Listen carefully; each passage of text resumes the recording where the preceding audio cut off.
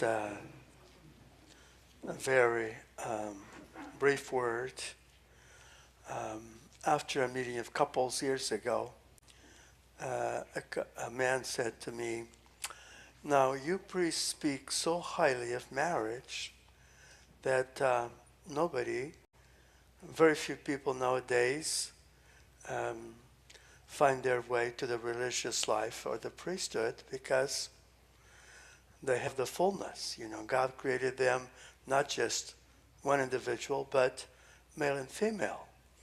And therefore, according to church teaching, um, the couple is a visible image of God, and they're, in a sense, the highest of creation because really they're the source of human life, which is destined for divine life, and therefore marriage is a very high calling to holiness, to intimacy with God, through each other directly, but substantially through each other.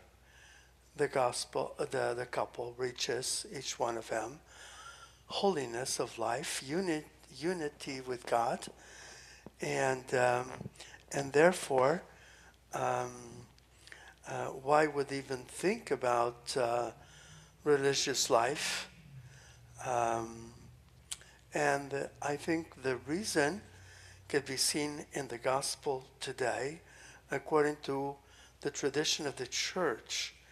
You see the 144,000 and in heaven, and they were singing and before the throne of God as a hymn, and then the book of Revelation says, "These are the ones who follow the Lamb wherever he goes.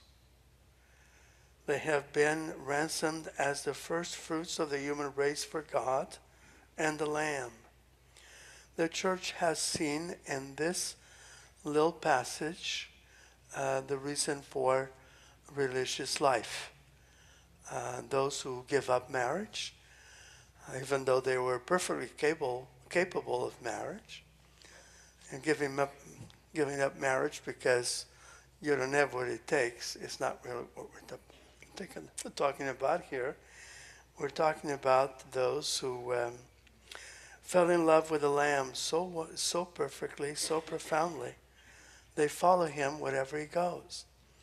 And so we all do that, even as married couples. But there's a quality of union with God in religious life that, according to the church, is the highest is the highest vocation, because it is marriage, not just with a human being, but marriage through celibacy, virginity, purity of heart,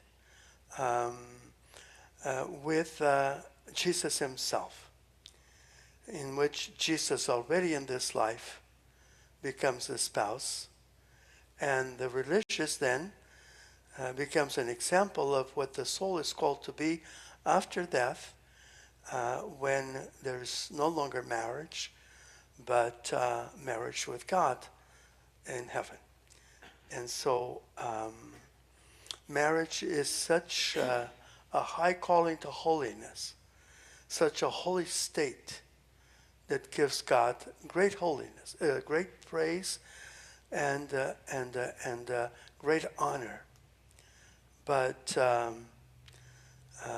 the consecrated life is even considered by the church a more perfect state, because it is in time the union that every single human being is called with God in heaven in a spiritual marriage. And so we give thanks to God for God's plan, which is so abundant in surprises and vocations.